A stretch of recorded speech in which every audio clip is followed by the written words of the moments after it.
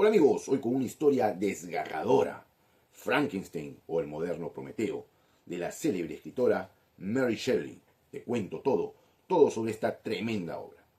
Frankenstein o el moderno Prometeo, publicado por primera vez en 1818, es mucho más que una simple historia de terror.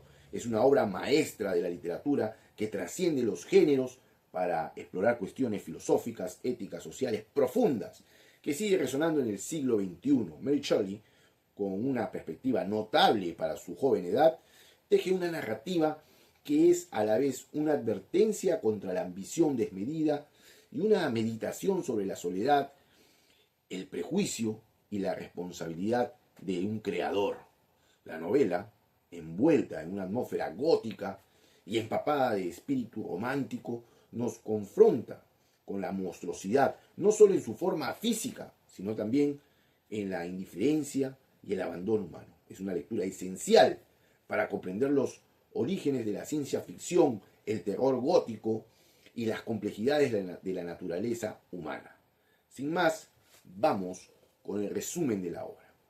La primera parte, el capitán Robert Walton, un explorador y científico autodidacta, le escribe a su hermana, la señora Selby, desde San Petersburgo, Rusia. Expresa su ambición de emprender una expedición al Polo Norte. Revela su sed de gloria y conocimiento y su soledad. Reflexiona sobre su falta de un amigo con quien compartir sus sueños y frustraciones. Siente fascinación por la soledad del mar y su determinación a pesar de los peligros. El barco queda atrapado en el hielo, en medio de la nada. Ven un trineo tirado por perros, conducido por una figura gigantesca. Horas después, encuentran otro trineo con un hombre al borde de la muerte. Es Víctor Frankenstein, a quien rescatan. Está persiguiendo la figura del primer trineo. Walton tiene una conexión con Víctor. Ve en él el acompañante que siempre buscó.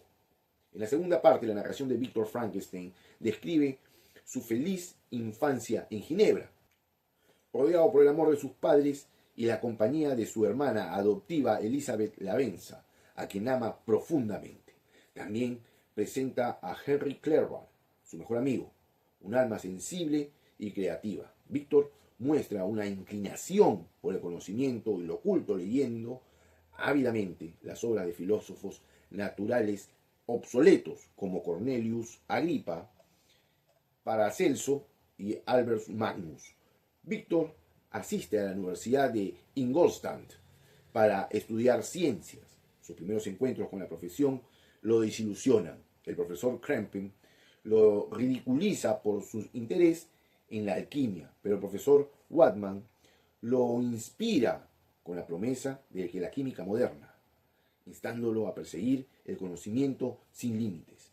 Víctor, entusiasmado por la ciencia, comienza a destacarse rápidamente. Se sumerge en sus estudios, descuidando todo lo demás. Obsesionado con el misterio de la vida y la muerte, eventualmente descubre el secreto para infundir vida a la materia inanimada. Aislado, recolecta partes de cadáveres en mataderos y morgues, trabajando en su laboratorio para crear un ser humano perfecto de gran tamaño.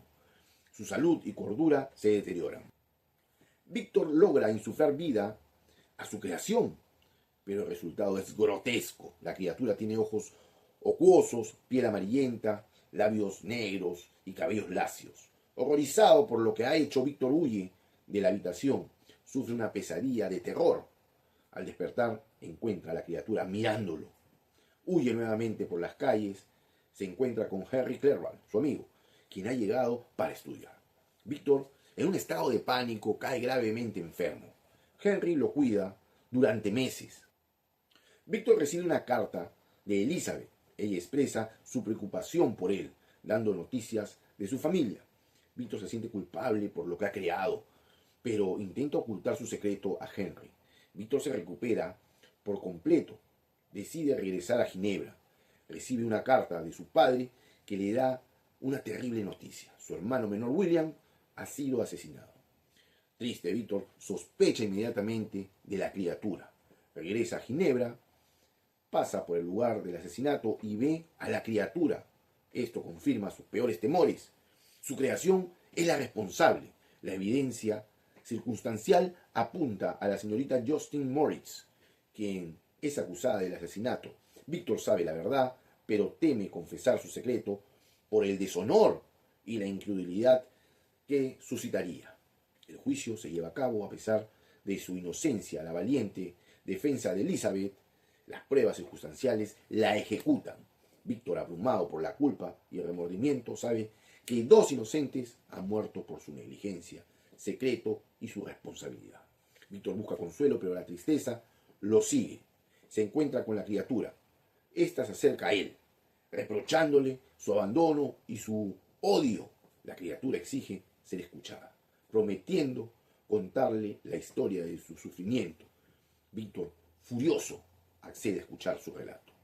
En la tercera parte, la criatura comienza a describir sus sentimientos. Describe su nacimiento, el caos de sus primeras sensaciones. Explica cómo aprendió a percibir el mundo a través de sus sentidos.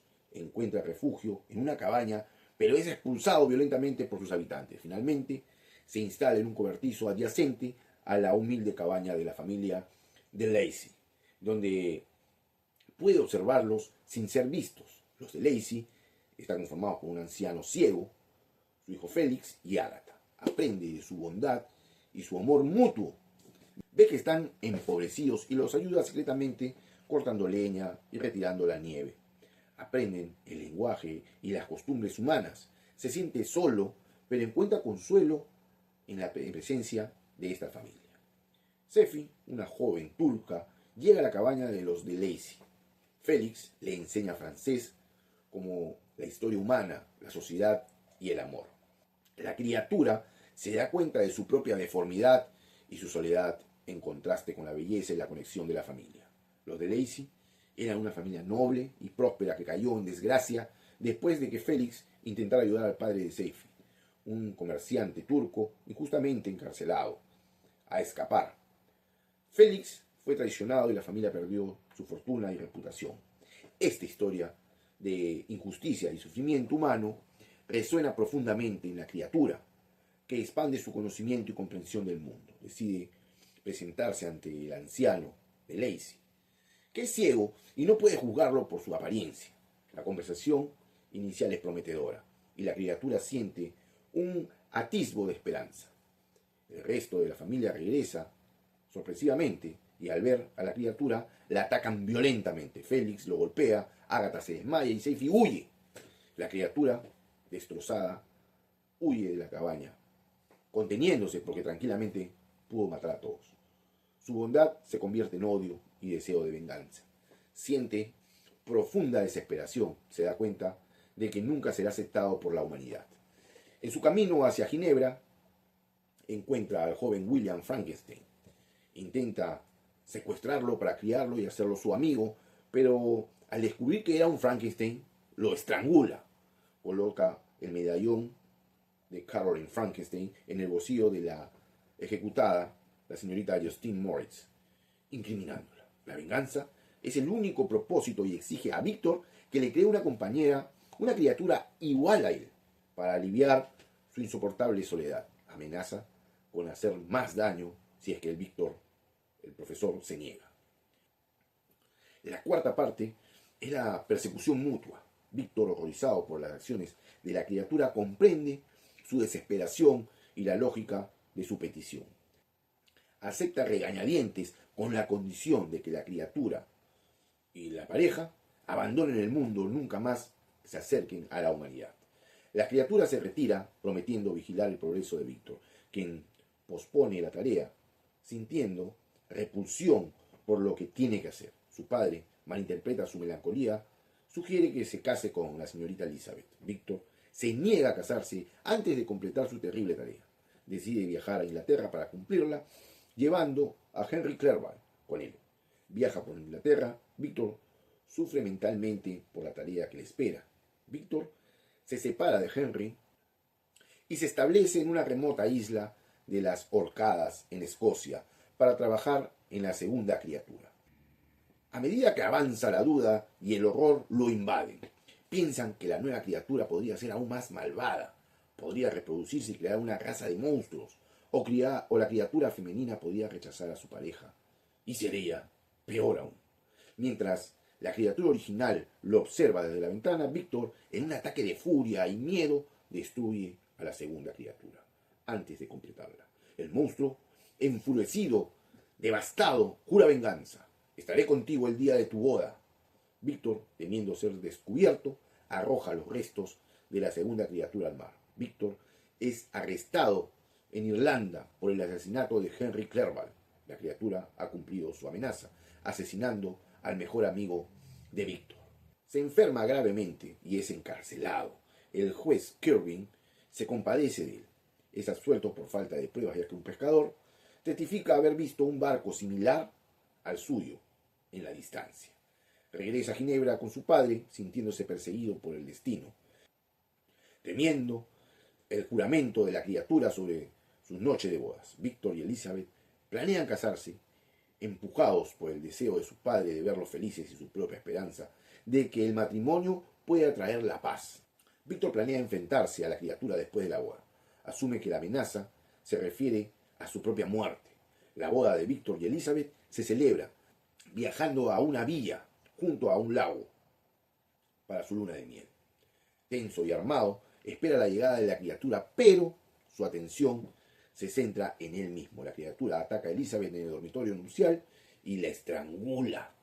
Víctor la encuentra muerta. Se da cuenta del horrible error de su suposición y el dolor lo consume.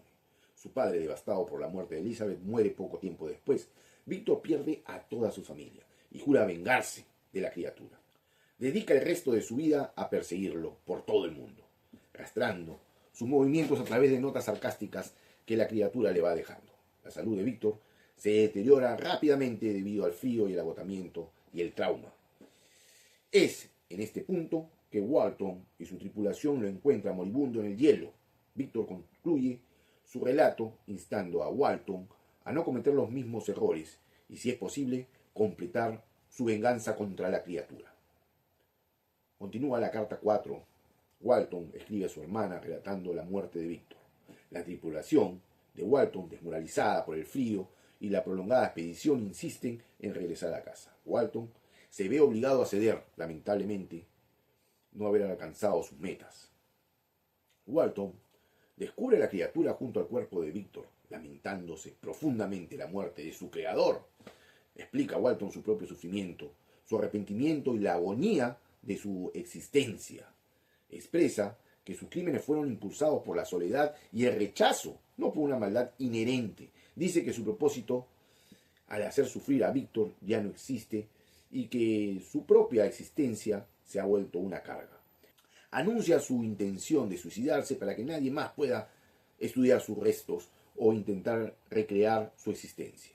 La criatura salta por la ventana de la cabina de Walton y desaparece en la oscuridad del hielo, dejando a Walton solo. Y amigos, ¿qué opinan sobre esta tremenda novela? Es una obra densa en significado y simbolismo, y su análisis puede abordarse desde múltiples perspectivas. El moderno Prometeo es la clave para entender la crítica central de Mary Shelley.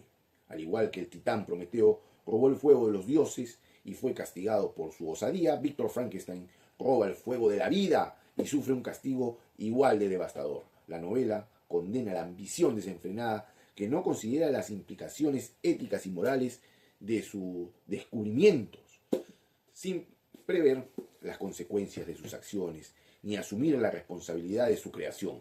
Su rechazo a la criatura es el pecado original, el que desencadena toda la tragedia. Mary Shelley nos obliga a reflexionar sobre la responsabilidad de los creadores, científicos, artistas y más que nada los padres hacia su creación. ¿Hasta dónde deben llegar los límites de la investigación científica? ¿Cuál es el deber de un creador hacia lo que ha traído a la existencia? ¿Quién es el verdadero monstruo? A primera vista, la criatura es el monstruo, debido a su apariencia grotesca. Sin embargo, Mary Shelley subvierte esta noción al mostrar que la verdadera monstruosidad reside en la humanidad. El constante rechazo, el miedo y la intolerancia de los humanos lo que transforma a un ser vengativo. Los episodios con la familia de Lacey son particularmente desgarradores, ya que demuestra cómo la belleza interior y la bondad pueden ser ignoradas por la fealdad exterior. La novela es una poderosa crítica al prejuicio y a cómo la sociedad puede crear aquello que más teme. ¿Es la apariencia física lo que define al monstruo o son los actos y la capacidad de empatía o la crueldad?